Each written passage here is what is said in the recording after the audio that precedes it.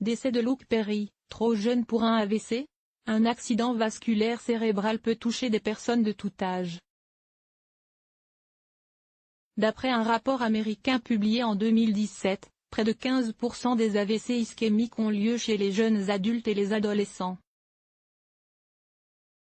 Le décès tragique de l'acteur Luke Perry n'est donc pas lié à une cause exceptionnelle.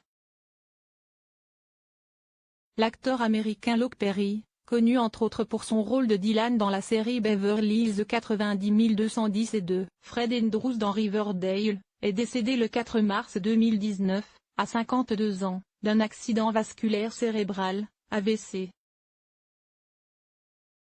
D'après le site américain TMZ, qui a révélé l'information, il a été transporté d'urgence à l'hôpital, environ une semaine avant le décès, après avoir été victime de l'AVC à son domicile. Son état s'est détérioré.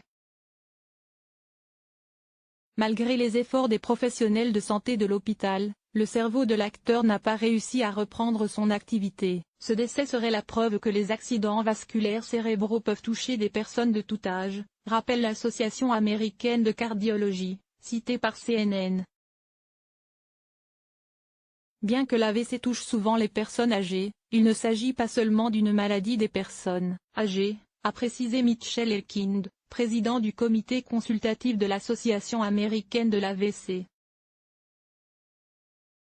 Un rapport publié en 2017 par l'American Academy of Neurology a révélé que 15% de tous les AVC ischémiques surviennent chez les jeunes adultes et les adolescents. Mais le manque de recherche, de sensibilisation et de fréquence rend le diagnostic précoce difficile. Savoir repérer les signes. En effet, la sensation d'indestructibilité liée à un jeune âge peut faire sous-estimer les premiers symptômes. Or, l'AVC représente la deuxième cause de décès dans le monde, et l'hypertension artérielle est la première cause d'AVC. En France, l'Institut national de la santé et de la recherche médicale, INSERM, compte plus de 130 000 accidents vasculaires cérébraux par an, soit un toutes les 4 minutes. Le tabagisme, le diabète, l'hypertension artérielle, l'hypercholestérolémie, l'obésité et d'autres maladies cardiovasculaires font partie des facteurs de risque d'accident vasculaire cérébral.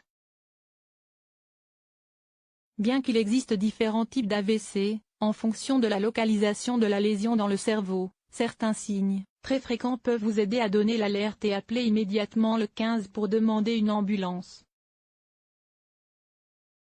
Il s'agit de une faiblesse musculaire, engourdissement, perte de sensibilité ou paralysie d'un côté du visage ou du corps, une perte de la vision d'un œil ou une vue double, des difficultés à articuler et à parler, des troubles de l'équilibre ou de la coordination, un mal de tête soudain et intense, des troubles de la vigilance,